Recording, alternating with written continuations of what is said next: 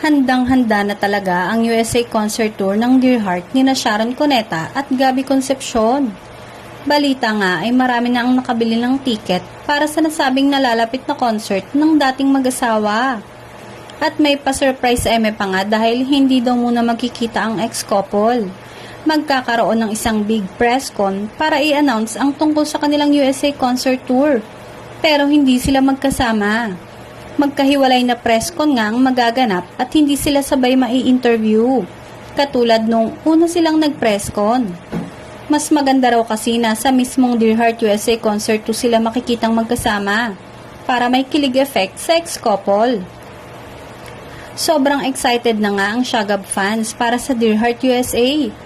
Nakausap na din si Nancy Yang ng NY Entourage na promoter ng Dear Heart USA concert tour at sinabing handa na nga ang lahat para sa proyektong iyon. Sabi ng isang malapit sa megastar, handang-handa na ang singer-actress para sa Dear Heart USA concert tour. At gayon din naman sa kampo ni Gabby Concepcion at sinabing wala na talagang makakapigil pa sa nasabing concert. Hindi na nga makapaghintay ang mga tagahanga ng dating mag-asawa.